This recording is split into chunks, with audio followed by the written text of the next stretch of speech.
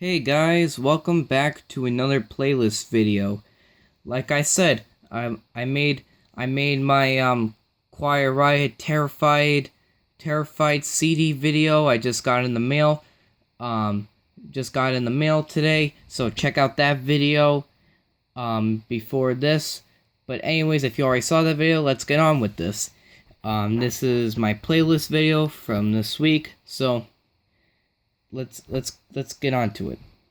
So this week I didn't really listen to that many albums.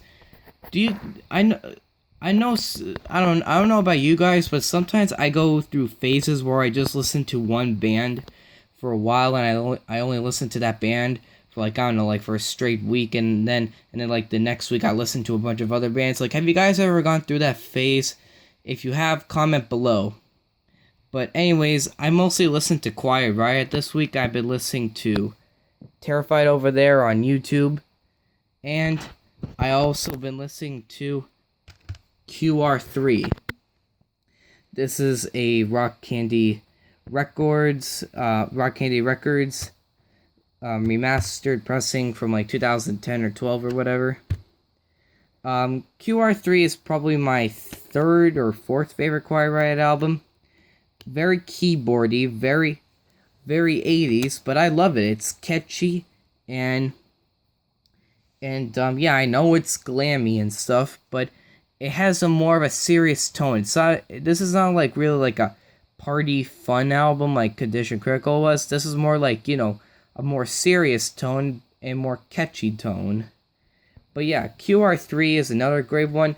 I don't see that many people talking about this album. The only albums I see people talk about Quiet Riot on YouTube is, of course, Mental Health, and only a couple people talk about Condition Critical, and people crap on Condition Critical for some reason. I don't know why. Everybody hates on Condition Critical, but I love Condition Critical. Comment below if you guys like Condition Critical, because I love that album. And I don't know about you guys, but I love QR3 as well.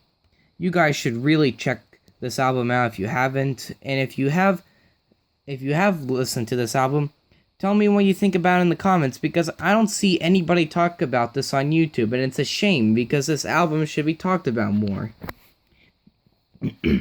I've also been listening to the vinyl as well. Here's the vinyl, but I'm not going to show you guys what's inside because I've already shown it. So to all my new viewers, you probably haven't seen it yet, but I posted a Quiet Riot collection video months ago, like I don't know, maybe back in November or something, or December, one of those 2 months. I posted a Quiet Riot collection video, and I showed all my Quiet Riot stuff and what's inside of it. And if you guys want to see what's inside of this CD and this vinyl here, go check out that video after this. But anyways, I'm going to give my thoughts on the album quickly. Main Attraction is very keyboardy, but I like it. I like the chorus and stuff, but it's not my favorite song. I think it goes on for a little bit too long. The fade out goes on for a little bit too long. If they cut the fade out a little bit more, like, you know, if they made the fade out quicker, then it would have been a little bit better, but that's only a minor complaint. Wild and the Young, okay. I freaking love The Wild and the Young. It's probably my favorite Quiet Riot song of all time. I said it right there. It's my favorite Quiet Riot song of all time. I am not lying, literally it is.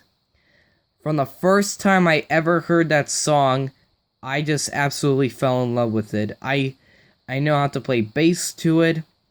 I know how to play drums to it, even though I don't have a drum kit.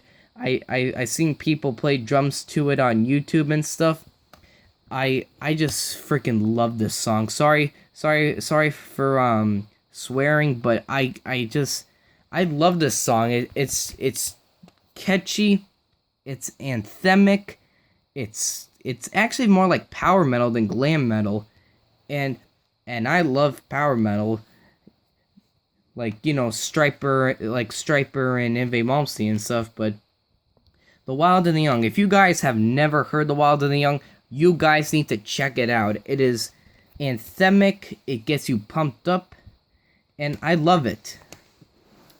Alright, the next song is Twilight Hotel.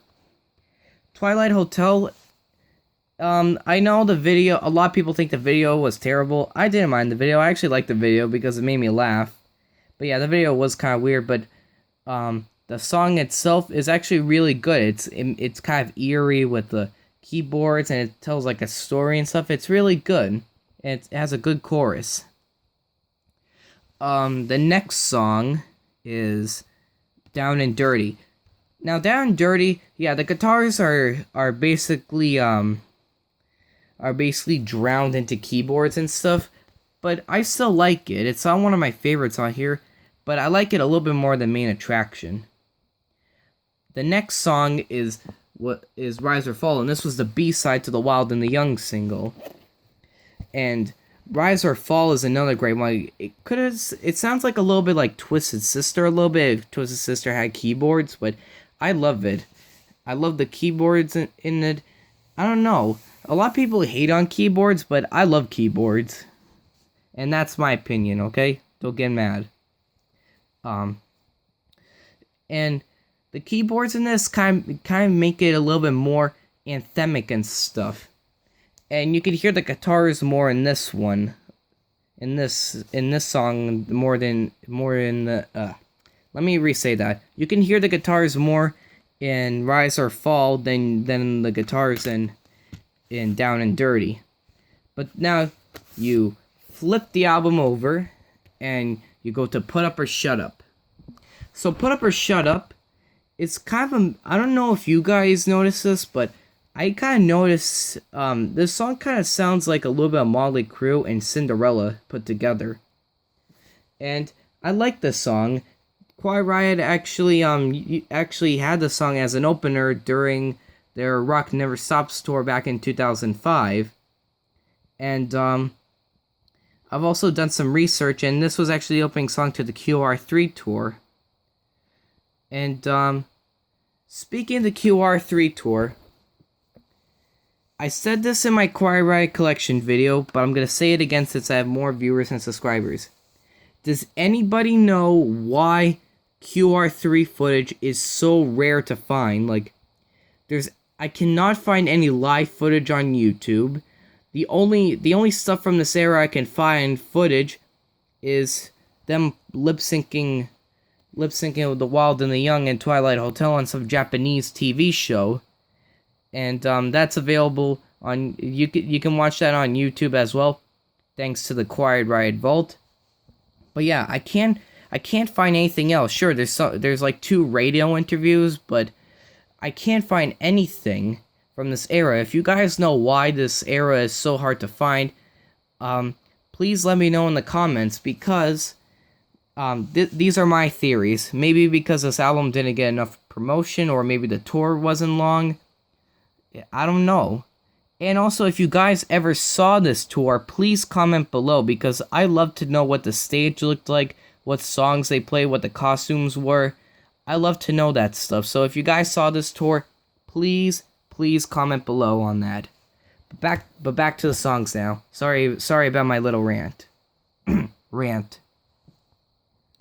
Still in the Night is like Quiet Riot's power ballad, and I actually like it. It's a really good power ballad. It's better than Winners Take All and Thunderbird.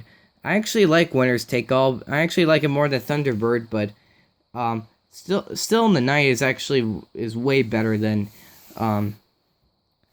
Winners Take All.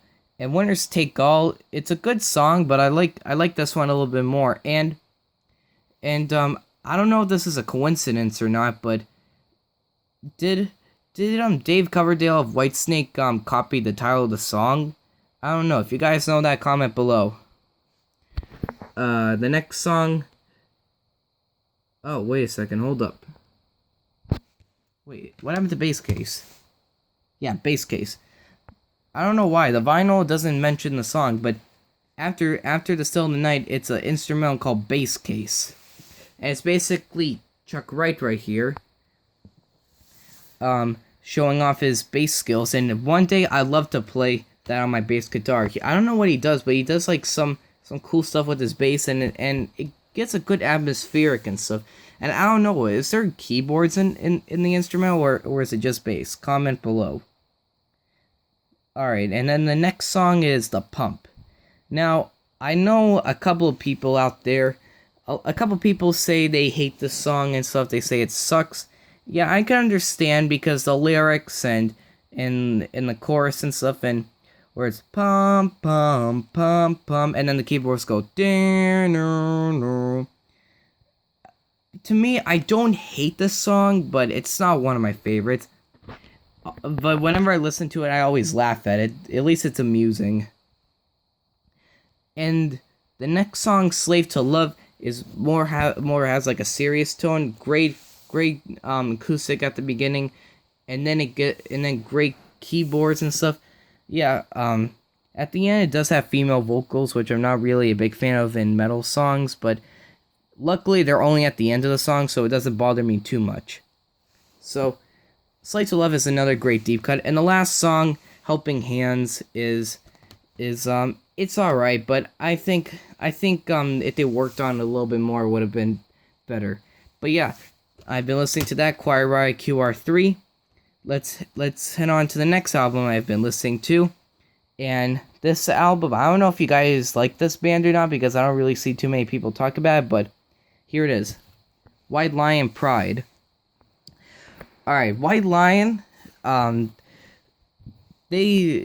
know if you guys know them or not, but White Lion a lot of people call them a one-hit wonder online. Like, I heard somebody say online that they're a one-hit wonder. I don't think they're a one-hit wonder, because this and Big Game were both, big albums. But, I don't know. I don't see too many people talk about White Lion. The way I was introduced to White Lion was actually from my uncle, because my uncle loves this band. And, I don't think they're a perfect band, but they're pretty good, though. Especially Vito Bratta. Even though he looks like Eddie Van Halen and he plays like Eddie Van Halen, he's not like a copycat of Eddie Van Halen. He has like his own style to it. Like, he's like Yngwie Malmsteen and Eddie Van Halen put together, and he's actually a really good guitar player, and you should check him out. Check out his solos and stuff. But this album, it has some great songs on here, and it does have some filler. Hungry is probably my favorite song on here. It's heavy, it's catchy, and it's really good.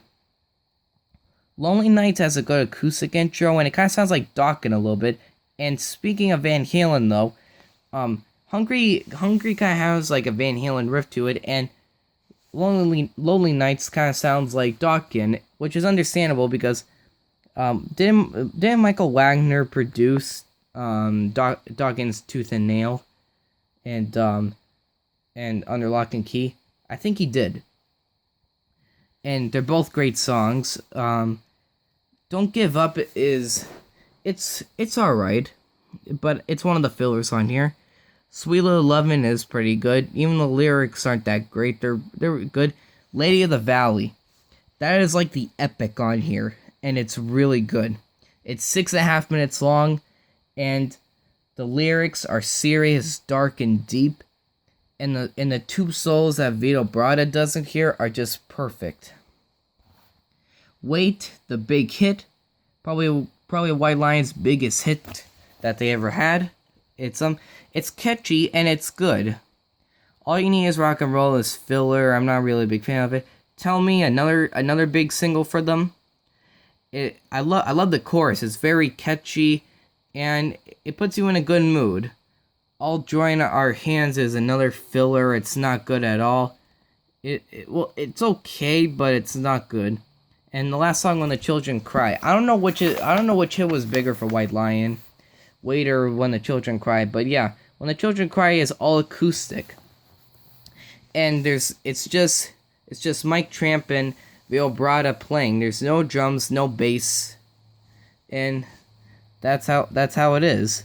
And it's a really good song. It gives you a sad atmosphere, but every note is beautiful. Every note is very melodic, and I love it.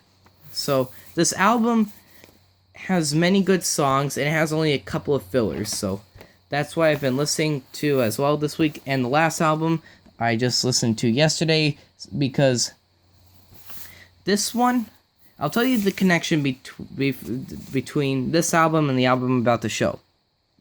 White Lion opened for this band on the Pride Tour in '87, and some of Vito Bratta's work here, on his guitar work on here, kind of sounds like the guitarist's work on this album I'm about to show you. And that album, I know a lot of you out there hate it, and I know a couple of you out there love it, and I love it. It's Kiss Crazy Nights.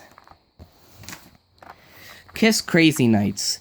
What almost Kiss diehards think it's the worst Kiss album. I love this album. And Kiss Crazy Nights, I know it's 80s, it's AOR, filled with keyboards and stuff, but I love this song. I love this album.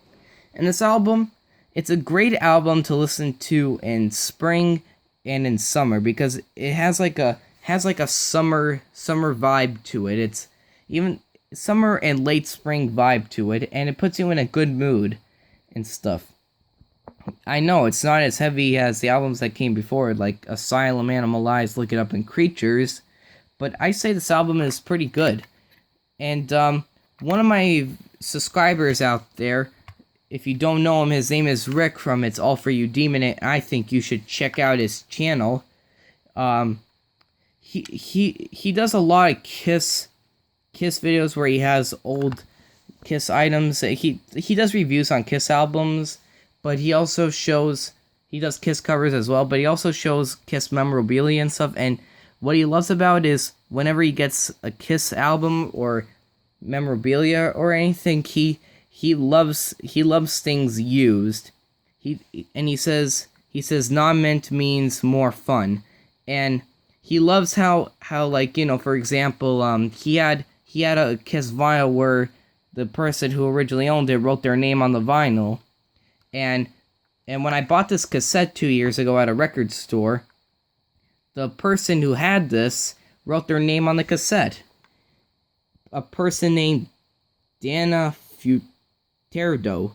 I don't know what the heck, but yeah, Rick, I know you love this stuff. I know you love this stuff, you know, about things being used and stuff. So if you're watching this, there you are. Here, not there you are. Here you are. One of the things you love about used Kiss stuff. But yeah, I'm gonna show you the inside quickly. There's the back cover, and there is a cool picture of the band there. Lyrics and a merch form for Kiss Exposed. Now, I love this album. This album only has 2 bad songs. Not bad songs, but songs I'm not too crazy about. Bang Bang You is one of them because, yeah, it's catchy, but I'm not a big fan of it. And My Way, it goes on for a little bit too long, but I love Bruce Kulick's guitar work in it, and I love the keyboard work. Excuse me. This is probably, in my opinion, I think this is Bruce Kulick's best performance. I love the song Crazy Crazy Nights. It's good and catchy. I'll Fight Hell to Hold You has great vocals from Paul, and it's very, very, what's it called? It gets you into a good mood and gets you pumped up. Bang Bang You, I already said what I thought about it. No No No has a great intro from Eric Carr, may he rest in peace, and Bruce Kulick. And Bruce Kulick kind of does like his own thing, kind of does like his own intro, kind of like Hot for Teacher from Van Halen. He kind of has like his own little shredding thing at the beginning. Hell or High Water, it's good, but it's also kind of forgettable.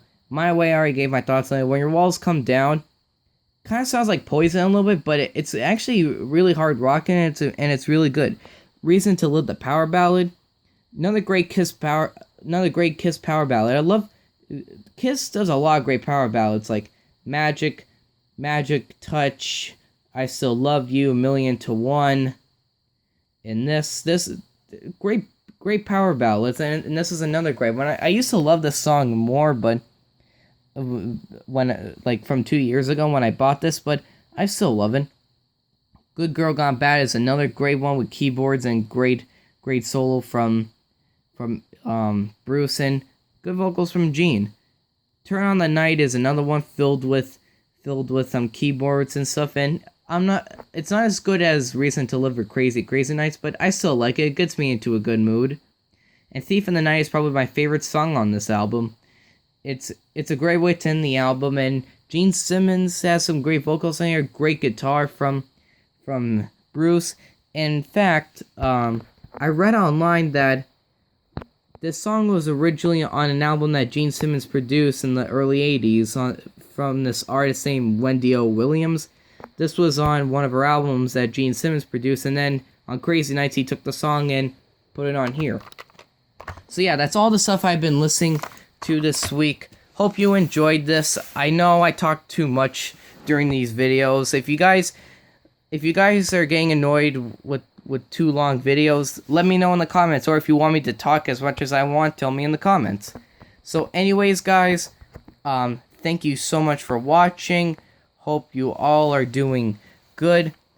If you haven't checked out my other video showing off my Quiet Riot Terrified CD, please go check that out. And I will see you guys later. Peace.